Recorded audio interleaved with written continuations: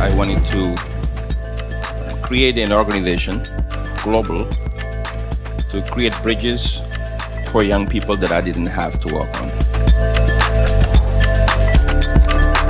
Believing in humanity, but with action and saying we must hold ourselves accountable and we must do better.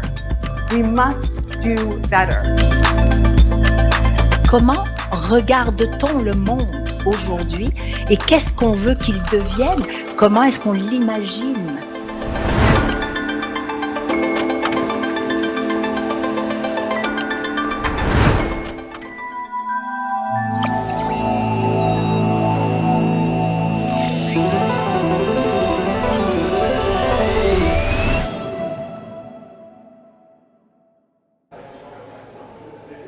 Et bonjour Frédéric, comment ça va? Ça va bien, merci. Très heureux de vous avoir parmi nous aujourd'hui. Donc on est à MTL Connect. Nous sommes, c'est la première journée du volet pro. Du moins le volet grand public, je ne sais pas si vous le savez, mais le volet grand public a déjà démarré. Nous sommes au complexe des Jardins avec un dôme immersif 360 qui est accessible à tout le monde gratuitement. Donc tous ceux qui nous écoutent pourront emmener femmes, enfants. Mais c'est ouvert à toute la famille en fait, aux jeunes, à tout le monde. Et ça nous permet de découvrir un peu donc les contenus, des contenus 360, des contenus immersifs 360. Ça c'est pour le volet immersif. Là on commence ici au NAD le volet professionnel. Donc on a fait une ouverture, une super belle ouverture ce matin avec la présence de plusieurs dignitaires. Mais c'était une ouverture assez spéciale parce que c'est la France à l'honneur cette année. On a plusieurs collaborations au Printemps numérique avec plusieurs acteurs français. Mais je souhaitais vous demander, Frédéric, pour vous, qu'est-ce que ça signifie aussi dans le fond cette mise à l'honneur? Déjà, je tenais à vous remercier de cette mise à l'honneur. Et j'irais même qu'au-delà de la France à l'honneur, je dirais que ce qui est mis à l'honneur dans cette manifestation, dans son nom il y a Connect, pour moi c'est la mise à l'honneur de la relation franco-québécoise et la mise à l'honneur d'une approche de la francophonie. Absolument. D'autant plus que cette année c'est l'année du sommet de la francophonie qui s'est passé à Villers-Cotterêts. À Villers-Cotterêts où on a finalement décrété que le français serait la langue officielle de la France. Et donc on rejoint une boucle spatio-temporelle en mettant la France à l'honneur et cette relation entre les langues françaises et le monde numérique contemporain. Absolument. D'ailleurs, c'est sûr que dans nos contenus, dans nos conférences, les panels, comme je disais, les conférences et les panels qui ont commencé aujourd'hui, la vitrine MTL Connect qui se passe là maintenant actuellement en direct. Donc là où on met de l'avant des innovations d'impact, il y a dans les MTL Tech Awards également, mais à partir de demain, dans beaucoup de contenus, il y a des intervenants venant de France, il y a des entreprises françaises également qui sont dans le volet affaires, dans les volets rencontres d'affaires. Et c'est certain que pour nous, vous le mentionnez très bien, c'est une question aussi de relations francophones, de ce monde francophone qui, avec l'avènement de ces nouvelles technologies, de ces nouveaux algorithmes que sont l'IA, les intelligences artificielles, mais à pression, certaines langues et beaucoup de diversité, je dirais. Actuellement, parler du français, c'est aussi parler de diversité, sachant que ces algorithmes-là ont été entraînés majoritairement, si ce n'est exclusivement sur du contenu anglophone. Qu'est-ce que ça signifie tout ça pour vous? Je crois que déjà c'est l'attitude que vous avez. C'est plutôt que de critiquer ou de s'inquiéter outre mesure d'un monde nouveau qui peut échapper à certains, je pense qu'il faut l'embrasser, ce monde nouveau. Et l'embrasser, ça veut dire l'accepter et le prendre à bras-le-corps. Et justement, en se connectant les uns les autres et d'essayer de faire respecter en tout cas cette diversité que sont les langues, et notamment la langue française que nous partageons tous ici, et qu'il n'y a pas d'un côté le monde ancien qu'il faudrait préserver, mais bien se projeter dans ce monde nouveau qui pourrait nous paraître en marge de la francophonie, mais je pense qu'elle est l'inverse. Je pense que la francophonie et le français a une grande place. On le voit ici, hein, au Québec, c'était une année où on a beaucoup parlé de découvrabilité. C'est du sujet que vous avez déjà anticipé, hein, à MTL Connect. Vous avez déjà eu beaucoup de conférences, de participation. Et cette année, on l'a mis, c'est un peu un paroxysme de tout le travail qui a été fait en amont. Donc je pense que c'est bien en tout cas de le souligner. De consolider. C'est un mot, pour moi, c'est un mot qui a beaucoup de sens parce que effectivement, quand on bâtit des relations, souvent les relations prennent du temps. Surtout les relations les plus durables, je trouve, prennent du temps parce que surtout quand on est dans des territoires qui sont pas les mêmes continents, nous on construit des interactions entre plusieurs intervenants qui sont dans plusieurs continents. L'aspect francophonie de la technologie est toujours présent dans nos interactions et ça m'amène justement à la question de contenu. Est-ce que vous aurez des suggestions pour que ce soit point de vue programmation ou contenu, s'il y a des choses que vous avez fléchées qui vous intéressent plus que d'autres? Je sais qu'il y a les rendez-vous, peut-être vous pourrez nous en glisser un mot là, ce que nous sommes en train de travailler, donc le printemps numérique avec le ministère de la Culture du Québec, avec le ministère de la Culture français. J'aimerais vous entendre un petit peu sur ces questions de découvrabilité, mais également peut-être est-ce qu'il y a des entreprises, organisations qui sont présentes durant MTL Connect que ça serait intéressant, important pour ceux qui nous écoutent de rencontrer. Oui, alors longue question, hein, Frédéric. Oui. Mais non, c'est bien de le souligner, Mehdi, en préambule. Il y a une construction, je dirais même une complicité qui s'est créée entre la France et le Québec, entre les deux ministères de la Culture. Donc ici, comme vous le savez, il y a la présence du ministère de la Culture du Québec, avec le ministre Mathieu Lacombe qui prendra la parole. Et puis il y a aussi toute une délégation française qui est accompagnée. Et puis nous, au Consulat de France, chaque année, on essaie de les réunir ensemble à la résidence de France pour échanger. Et donc c'est le complément de ce que vous faites à Montréal Connect. C'est-à-dire que nous, on accentue ensemble cette spirale vertueuse qui se crée. Et d'année en année, je vois le chemin parcouru et je vois une prise de conscience et de parole commune qui aboutit sur des règles. Vous verrez, dans les annonces, il y a eu récemment en France le sommet de la francophonie à Villers-Cotterêts. Et à l'issue de ça, il y a des décisions qui ont été prises. Et vous allez voir au fur et à mesure des mois à venir. Et cette prise de conscience et on a évoqué le terme de découvrabilité, hein, oui, qui en résumé est d'être vigilant que la présence de la francophonie dans un monde numérique, sur les plateformes, sur les moteurs de recherche, soit toujours là. Ça touche la culture qui nous anime, ça touche aussi la science, les universités, et donc il y a tout un travail commun. Et dans ce travail, on a aussi un travail de prosélytisme, d'expliquer pourquoi on est mobilisé ensemble là-dessus. Donc n'hésitez pas à rencontrer les gens qui les représentent. Et puis il y a des instituts. Il y a plusieurs entreprises, organisations qui touchent et qui travaillent sur ces questions-là de découvrabilité, que ce soit du côté technologique, mais aussi du côté implémentation, du côté législation. Donc il y a vraiment de belles expertises là qui sont, oui. présentes. Et même les universités, la recherche. En fait, c'est à la frontière de plein de domaines. Exactement. Et c'est pour ça que c'est de les connecter ensemble. Ça, c'est quelque chose que vous réussissez très bien. C'est de se dire, il y a d'un moment, et quand on parle de culture, il y a aussi la création. La création, quel est le processus créatif et comment il peut bénéficier finalement de nombreux outils nouveaux qui peuvent inquiéter certains, mais qui peuvent amplifier cette relation. Oui. Donc c'est de se dire en préambule, n'ayons pas peur, mais on sera d'autant plus enthousiaste que si on collabore bien.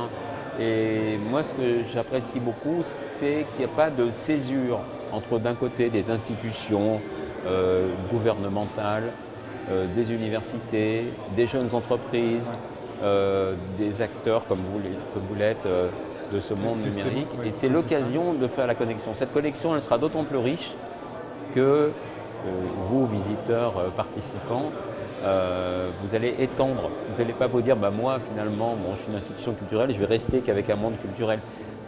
Aller vous confronter à des choses peut-être techniques ou à de la recherche universitaire, ou comme dans la conférence qu'on a eue ce matin sur comment évolue l'intelligence artificielle avec la création, comment les artistes utilisent cette intelligence artificielle. Avec notre cher Hugues Bersini, j'allais justement faire référence quand je vous écoutais justement à cette conférence.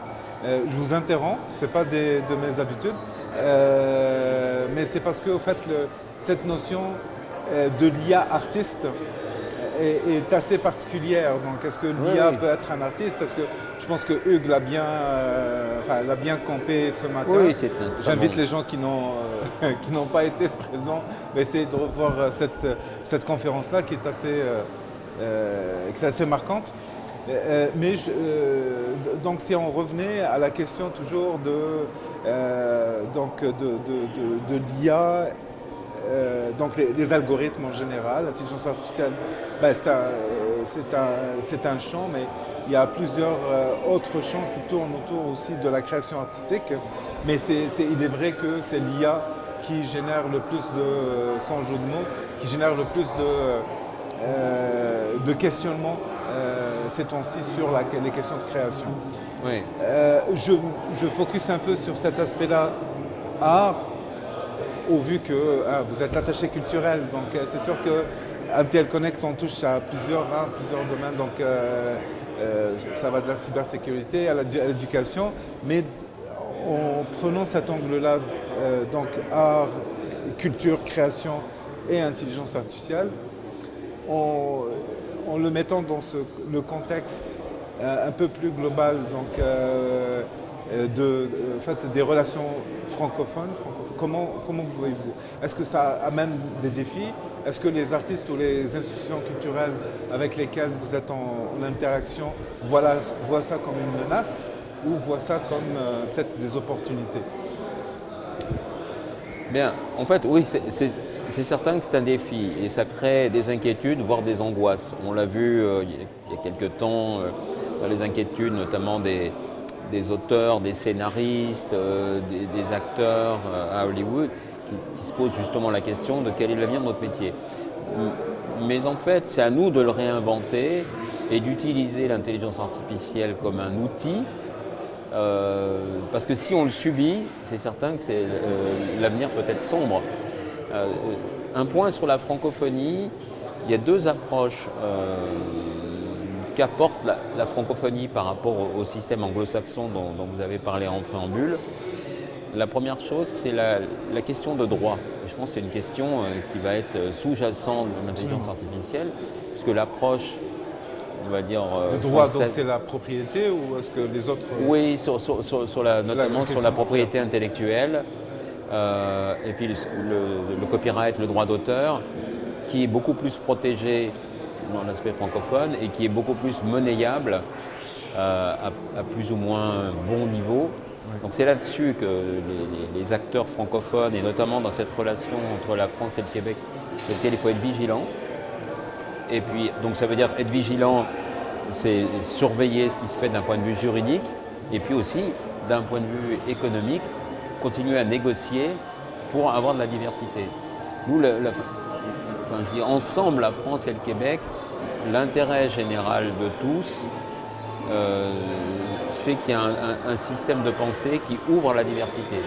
Quand je parle de francophonie, je vais au-delà de la francophonie, c'est-à-dire que c'est aussi cette diversité culturelle, cette diversité de langage, et c'est tous les acteurs de Montréal Connect, que vous avez rappelé tout à l'heure, sont dans cette préoccupation de partage. C'est pour ça que j'aime bien MTL Connect, cette notion de connexion, parce qu'il n'y a que par cette connexion et par cet échange qu'on pourra en sortir par le haut, sinon on va le subir, c'est sûr. Donc c'est des occasions comme celle-ci qu'il faut saisir pour échanger, trouver des solutions. Et on voit sur cette notion de découvrabilité, par exemple, on voit bien qu'au sommet de la francophonie, on a beaucoup avancé. Mais on a beaucoup avancé parce qu'il y a une mobilisation fraternelle. Absolument. Ça m'amène également des choses qui sont reliées. C'est quand on parle de découvrabilité, on parle également d'usage. C'est un des usages qu'on fait de ces technologies-là. C'est les contenus. La transformation majeure qu'on a vue ces derniers mois, je dirais, les dernières 2 années, c'est l'impact de ces algorithmes sur les contenus. Parce que avant, ce qu'on avait en tête, c'est que l'impact de ce que ça allait avoir sur le physique, donc en parlant de robotisation, en parlant d'autres éléments, on voyait plutôt les métiers physiques qui sont impactés, qui sont touchés, qui sont... Là, avec ces nouveaux algorithmes, c'est l'intellectuel qui est touché, donc c'est tout ce qui est cognitif. Et ça amène une autre dimension du questionnement. Avons-nous encore une place? Est-ce que justement l'aspect de réflexion, de prise de position, est-ce que l'humain a toujours une place dans tout ça? J'ai mon idée, c'est certain, mais j'aimerais vous entendre là-dessus. Oui, je pense que l'humain a d'autant plus une position, plus on avance dans un monde numérique piloté par l'algorithme, parce qu'en fait l'intelligence artificielle c'est de l'information collectée, agglomérée, qui finalement ramène vers le plus grand dénominateur commun. C'est-à-dire qu'il y a quand même une tendance à amener sur les choses. Plus quelque chose est connu, vu, plus il va être proposé, oui. Et que nous, humains, dans l'histoire de la création culturelle, les meilleures choses qui nous sont arrivées étaient toujours en rupture. Absolument. Même musicalement, si vous allez dans une maison de disques, vous êtes dans une réunion marketing, on va dire « Ah non, ça c'est trop long, ça ne pourra pas passer en radio, etc. » Faux.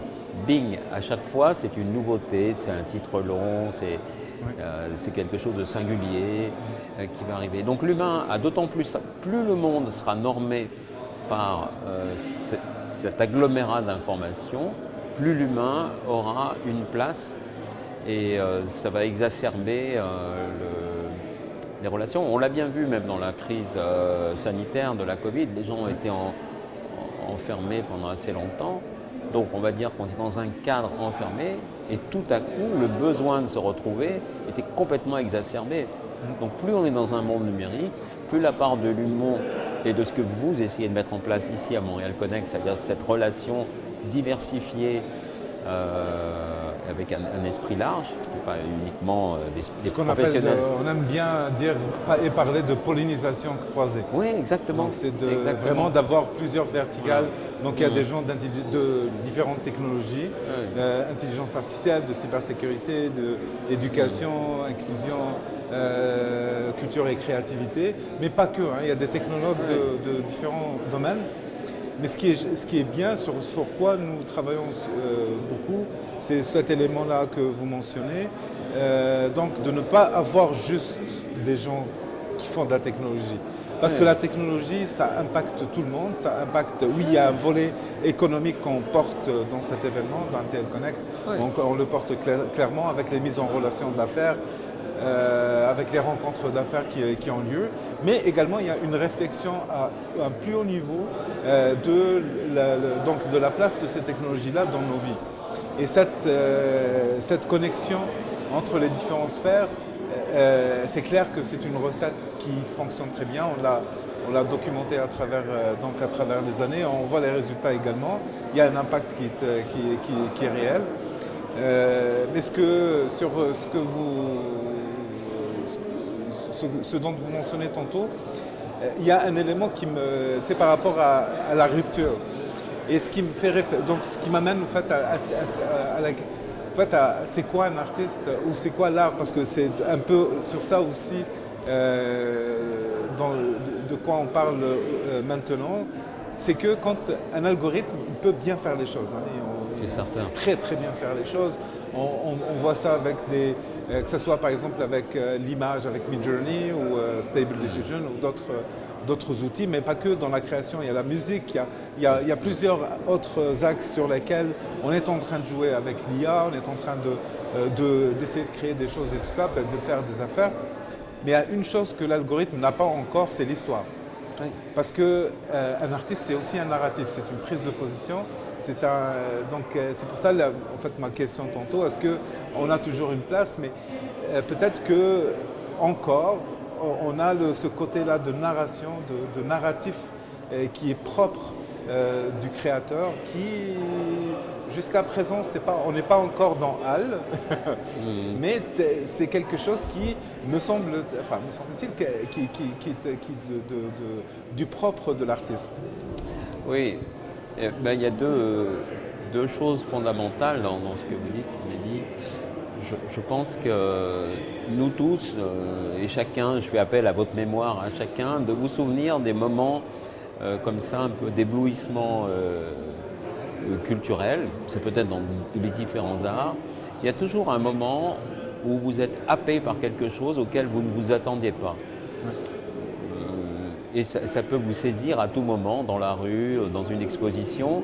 Parfois, c'est une relation humaine, donc là encore, l'humaine est au centre de ce sujet-là. L'éveil culturel se fait par un ami ou quelqu'un qu'on apprécie, ou un moment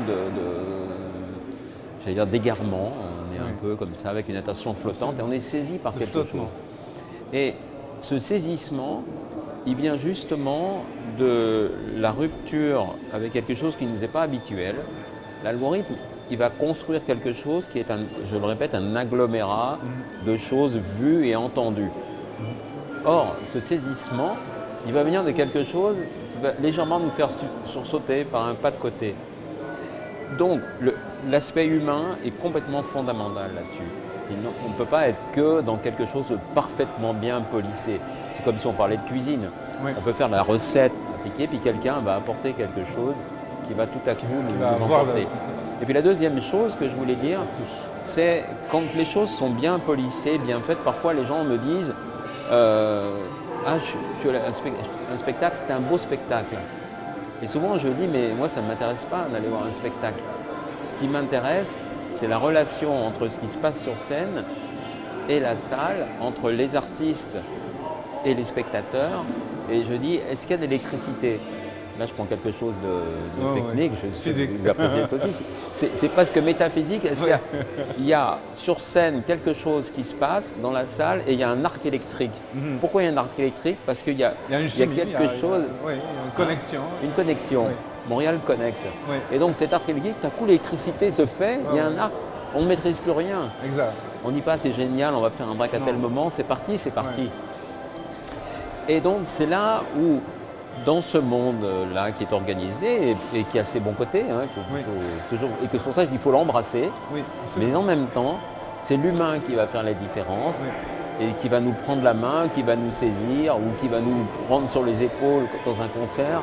Mais une chose est certaine, c'est qu'on doit se poser la question, quel rôle donner à l'humain dans tout ce bouleversement-là qui est relié à ces algorithmes.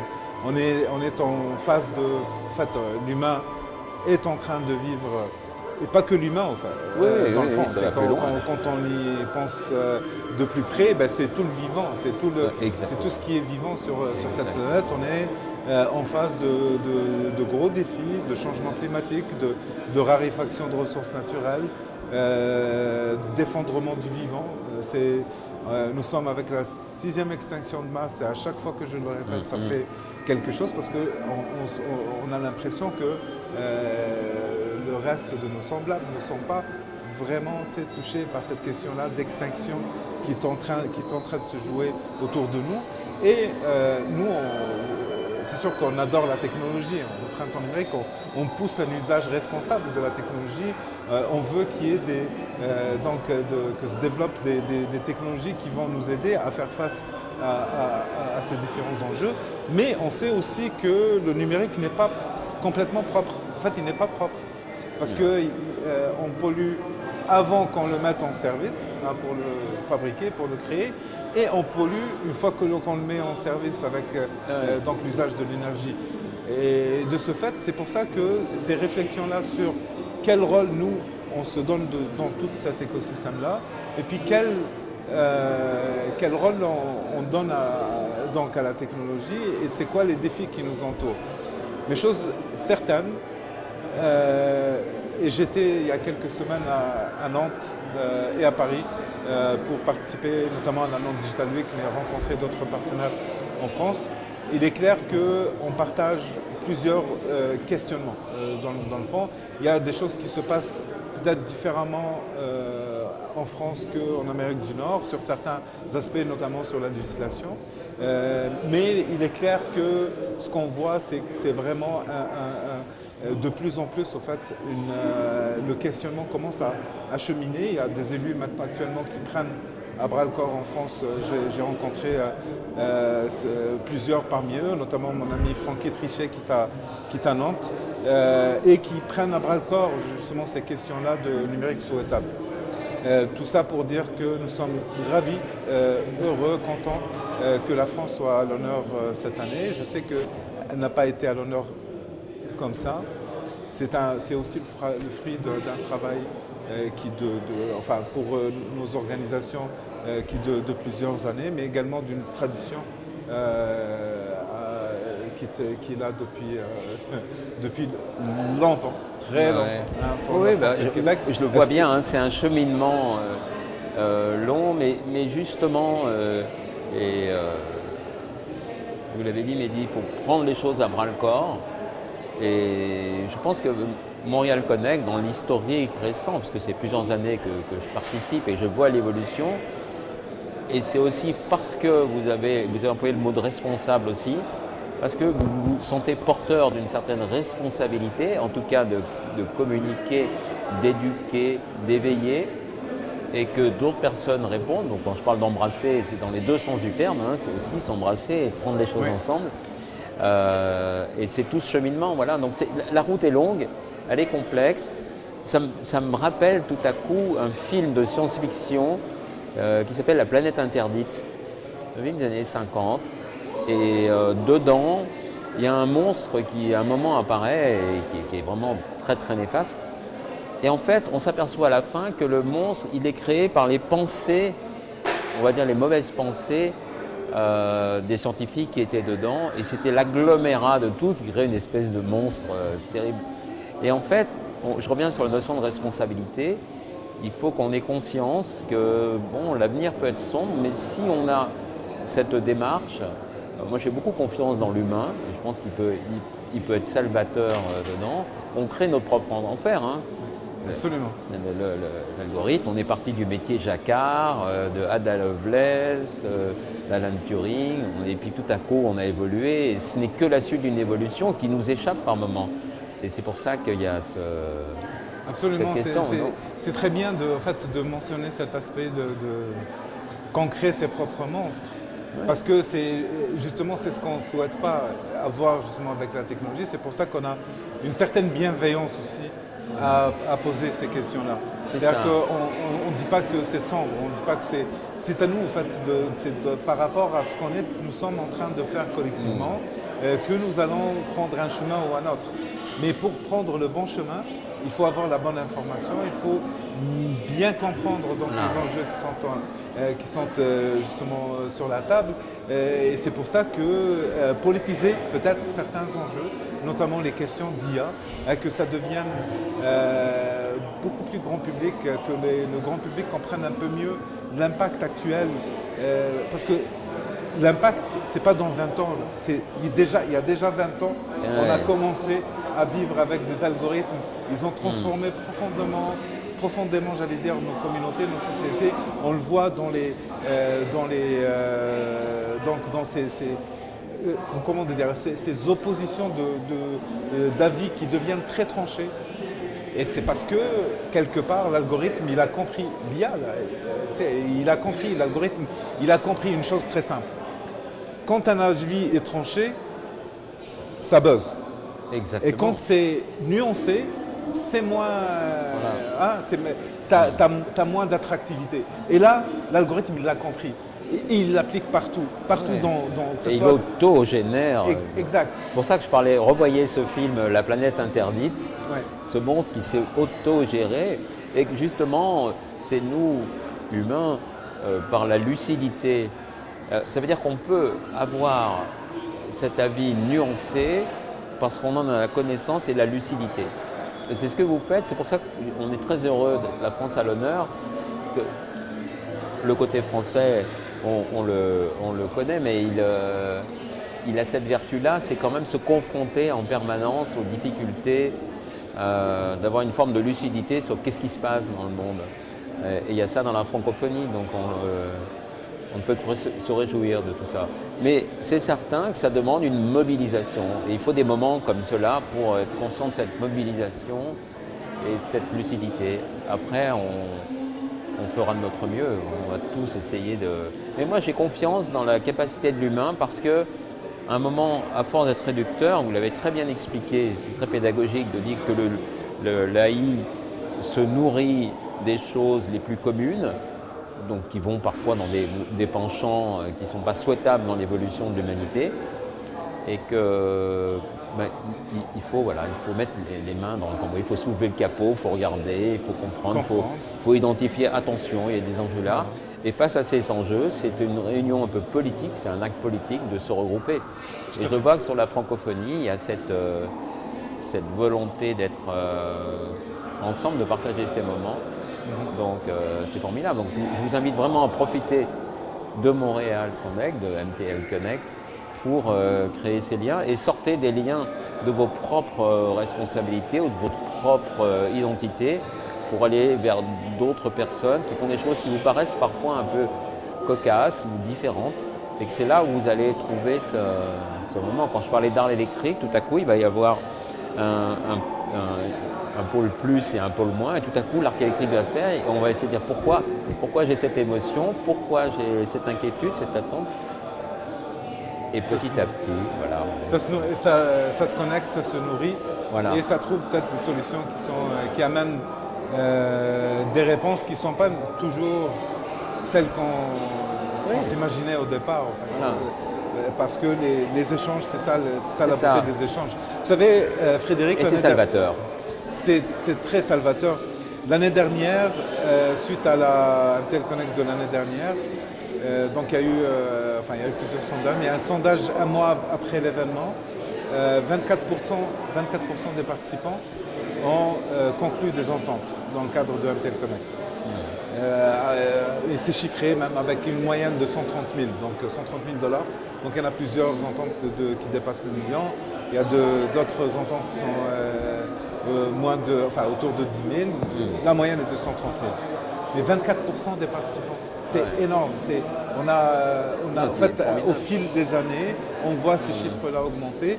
Mais je pense que c'est justement en connectant les gens, en s'assurant aussi, ce qu'on fait, c'est qu'on s'assure qu'on n'a pas du monde qui se connaissent. Donc il y a des gens qui viennent de verticales très très différentes. On s'assure aussi que ce n'est pas juste des gens qui font de la technologie. Il y en a plusieurs, il y en a beaucoup, parce que c'est notre écosystème. Mais on s'assure aussi qu'il y a des gens qui viennent des usagers, des utilisateurs. Donc des banques, des sociétés d'assurance, des autorités, des municipalités, des communautés, de la recherche, extrêmement important, donc les pôles de recherche qui touchent donc le volet académique, les artistes, on en parlait, je pense qu'on a durant notre rencontre, c'est l'axe qu'on a le plus exploré, la création, les artistes, tout ça. Puis c'est ce tout qui est nécessaire. C'est pour ça aussi qu'on fait un volet grand public aussi, on invite le grand public à découvrir une partie de ce qu'on fait avec la technologie, avec l'immersion. c'est parce que c'est un débat, c'est des questions qui doivent toucher tout le monde. Il y a clairement des opportunités, j'allais dire, économiques, et on le fait. Puis on essaye de le développer aussi avec nos amis dans l'espace francophone. Donc vous avez vu beaucoup de participants d'Afrique, que ce soit d'Afrique du Nord ou d'Afrique subsaharienne. C'est extrêmement important. La France, on n'en parle pas, la Belgique. Donc il y a cet espace également francophone dans lequel on croit, nous, nos entreprises, elles peuvent exporter, mais aussi on peut importer. Les meilleures relations, c'est les relations gagnant-gagnant. Ah Et oui. c'est ce qu'on développe, c'est ce qu'on essaie. Un mot de la fin, Frédéric? Est-ce qu'il y a quelque chose qu'on voulait aborder, qu'on n'a pas abordé? Je sais que cette discussion-là peut durer, et surtout Oh oui, avec un esprit comment dire, vif et bienveillant comme le vôtre, c'est clair qu'on peut rester des heures et des heures, mais est-ce qu'il y a quelque chose sur laquelle vous vouliez revenir ou insister? Ben, je dirais que finalement, on l'a illustré, c'est aussi l'art de l'échange et de la conversation qui est quelque chose aussi qui est ancré dans beaucoup de langues, hein, mais en particulier dans la francophonie. Et en France, on a toujours aimé cette confrontation, cette conversation. Elle peut être scientifique, mais elle peut être amicale. Et ce que j'apprécie en plus, je retiens dans ce que vous avez dit à la fin, c'est inviter le public aussi à participer, à comprendre ça. Moi, vous le savez, je suis comme vous pour cette ouverture d'esprit. Il n'y a pas d'un côté des spécialistes, il n'y a pas d'un côté des techniciens, il n'y a pas d'un côté des artistes. On est tous dans une humanité partagée et que chacun peut éclairer l'autre. Et souvent, ce qui arrive, ce n'est pas quelqu'un auquel on pensait écouter la pensée qui va nous mettre sous le nez, si je peux dire, quelque chose qui va nous interpeller. Et c'est entre nous cette communion. Vous vous souvenez, j'aime beaucoup Nancy Houston et qui disait « La magie n'est pas en nous, la magie n'est pas dans les autres, la magie est dans ce qui se passe entre nous. » Absolument. Donc, moi j'ai senti ce que vous disiez, là vous me donniez quelques chiffres très probants. Vous m'auriez dit ça il y a quelques années, j'aurais été très surpris. Mais maintenant, comme je connais Montréal Connect, je connais la manière dont les choses sont faites, dans l'état d'esprit dans lequel c'est fait, j'en suis même plus surpris. Mais, parce que je vais vous donner un autre secret de recette, c'est qu'on s'assure aussi dans la participation, on s'assure bien sûr de différents types de participants, tant de jeunes que de différents éléments de diversité, je ne vais pas rentrer là-dedans maintenant. Mais il y a une chose qui est importante, surtout pour le volet présentiel, c'est que une bonne partie des participants, c'est des preneurs de décision. Donc c'est des directeurs, c'est des gestionnaires, c'est des CEO. Et ça, c'est un travail qu'on fait aussi tout au long de l'année pour... et donc, on facilite dans le fond, on facilite avec ces rencontres-là, étant donné que c'est des preneurs de décision, les choses souvent vont aller plus vite que d'habitude. Et c'est un des éléments de recette. Je ne vais pas dévoiler tout, non. Au contraire, s'il y a des gens qui peuvent prendre la recette, ça nous fera plaisir. Nous, on vient du monde du partage, donc il y a... c'est ça. Mais la recette est bonne, hein, puisqu'on y revient fréquemment, c'est ça qui fait. Absolument. Mais vous avez raison, on peut, comme on aime à le faire, en parler on pourrait partir pendant des heures, mais il y a des moments, il faut prendre des décisions précises. On l'a vu cette année, hein, c'est pour ça aussi qu'on parlait de cette découvrabilité, qui pour certains peut paraître un mot un peu abscon, mais en réalité... il y a 4 ans, on nous voyait vraiment bizarre quand on a commencé à travailler là-dessus. Mais là, de plus en plus, il y a des gens qui... Et le fait qu'il y ait des décideurs qui soient présents, on l'a vu avec la présence des différents ministres qui sont là, derrière, il y a un suivi. Et il n'y a que comme ça qu'on pourra remettre l'humain en bon équilibrage. Absolument. Donc ça, c'est très réussi. Je vous en félicite et je vous remercie encore de mettre la France à l'honneur, qui est très heureuse d'entrer dans ce monde grâce à vous. Frédéric Rebet, attaché culturel au niveau du Consulat général de France, merci énormément. Merci. C'était un grand plaisir de converser avec vous. Très heureux encore une fois que la France soit mise à l'honneur dans le cadre de MTL Connect du printemps numérique. En fait, la semaine commence. On commence avec aujourd'hui, donc c'était les grandes conférences ce matin. Cet après-midi, c'est la vitrine MTL Connect, donc il y a la présentation de projets d'impact donc à 3 niveaux de maturité, des projets à l'échelle de recherche, des projets en phase de lancement, mais également des projets en croissance, avec notre ami Sylvain Carle qui préside le comité. Il y a aussi donc, MTL Tech Awards donc, qui démarrent également en fin de journée aujourd'hui. Chaque journée, il y a des 5 à 7, donc il y a des rencontres. Les rencontres se font tout au long de la journée. Il y a plusieurs espaces pour des rencontres d'affaires qui sont planifiées. On utilise donc notre plateforme pour réserver, pour faire plein de connexions. Et à partir de demain, mercredi, c'est la thématique IA, intelligence artificielle, une thématique un peu chouchou depuis 2015 pour le printemps numérique. Donc intelligence artificielle demain, culture et créativité également demain. Nous aurons le plaisir de recevoir le ministre de la Culture durant la journée de demain. Après-demain, le jeudi, donc c'est cybersécurité et éducation et inclusion.